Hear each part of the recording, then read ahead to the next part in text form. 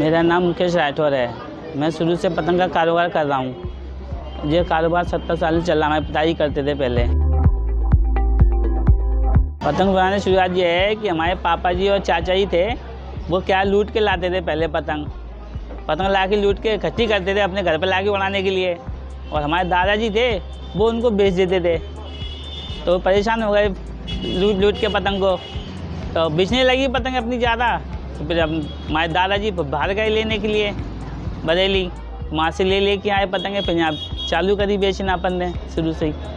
फिर हमारे पास चाचा पापा दोनों पतंग के काम में ही लग गए, वो भी बेचने लगे। फिर उन्हें उड़ाना बंद कर दी। फिर हमारी दुकान नहीं थी पहले, छोटी सी दुकान थी, पटोर थी हमारी, हम पटोर में बेचते थे पतंगे पापा हमारे दादाजी।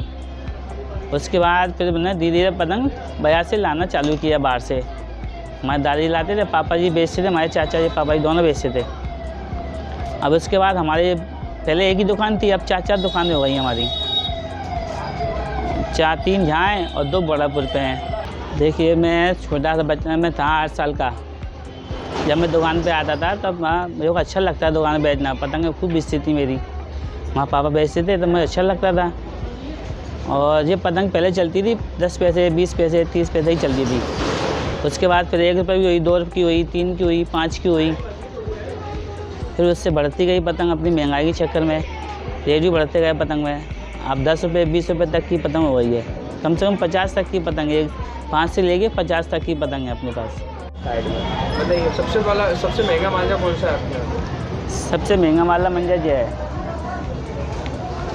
जो चल रहा है, इसमें बढ़िया टुन का नाम से चल रहा है। ये गोल्ड का है, फाइटर का है, मोनोकाइट का है, इसमें ये चल रहे हैं। एक गोल्ड का भी है इसमें। पहले तो बहुत ज़्यादा था, इस बार थोड़ा कम हो गया है अब।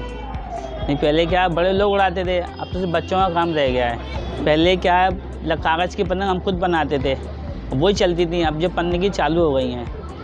और जो पहले क्या बांस आता था आसाम से, दिल्ली से भी आता है, वो सब पतंग आती है पन्नी की, और आसाम से बांस आता था, उसके हम बनाते थे पतंग। एक पतंग बनाते थे, छील के लकड़ियाँ अपन बनाते थे खुद, बेस्ट उड़ती थी। अब तो क्या है थोड़ा कम हो गया है, तो बाहर से मंगाने लगे हैं कागज़ अपने, पन्नी की कागज़ की सब टोटल बाहर से मंगाते हैं।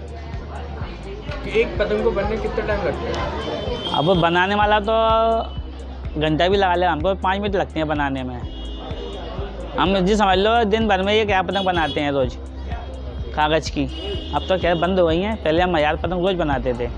मांझा तो बरेली से आता है, टोटल धागे वाला आता था, अब बंद हो गया है। पहले बरेली से आता, टोटल बरेली पूरे इंडिया में बरेली से आता है। अब वो दिल्ली में पहले चाइना से आ रहा था, अब चाइना से बंद हो गया है, तो अब दिल्ली मेट आ रहा है। वही मंजा चाइना का दिल्ली मेट ही आ रहा है बन के। चरखा पहले लकड़ी के ज़्यादा चलते थे, अब ये प्लास्टिक के आ रहे हैं।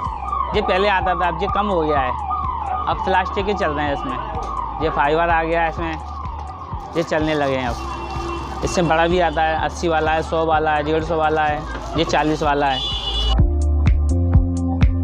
संक्रांति में सबसे ज़्यादा क्रेज़ अपने ग्वालियर में ही हो गया है, पहले नहीं था, अब ज़्यादा हो गया है, क्योंकि बाहर के लोग आ गए हैं तो वो लोग उड़ाते हैं यहाँ आकर। और संक्रांति में सबसे ज़्यादा पतंग हमारे यहीं बेचती हैं, पहले कम थी, संक्रांति पे ज़्यादा बेचती हैं ना। संक्रांति पे कम तो हमारी 10,000 20,000 पतंग तो आराम से मामूली एक दिन में बिछी जाती हैं। 10 तारीख से चालू हो जाती है अपनी ये संक्रांति, और ये चलती है 15 तक चलती है।